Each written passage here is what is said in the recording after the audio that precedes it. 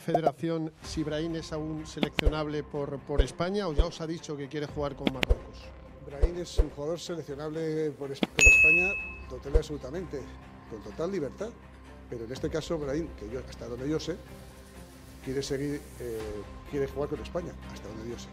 ما قاله الإعلام الإسباني عن تدخل أشرف حكيمي في قضية إبراهيم دياز لإقناعه بتمثيل المنتخب الوطني المغربي عوض المنتخب الإسباني. لا تنسوا الاشتراك في القناة والإعجاب بالفيديو. إليكم التفاصيل. Sus naves sobre Brahim, sobre su entorno, para que acepte ir con la selección marroquí. No le ha llamado, ojo, con Marruecos. Hay también Mundial 2026, yo creo que Marruecos ya va a volcar definitivamente todo para decir: Brahim, vente con nosotros, porque en España no te quieren, y es la verdad, por ahora en España no le quieren.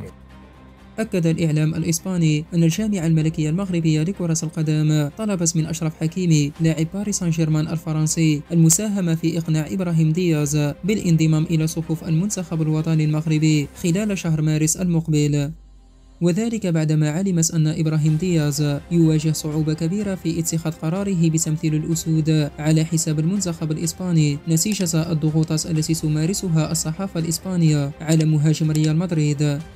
وأضاف الإعلام الإسباني أن الجامعة الملكية المغربية لكرة القدم تعمل بكل جهد لإقناعها إبراهيم دياز بتمثيل المنتخب الوطني المغربي قبل فترة التوقف الدولي المقبل، والتي سيحسم من خلالها إبراهيم دياز بشكل نهائي في اختياره بين منتخبي المغرب وإسبانيا.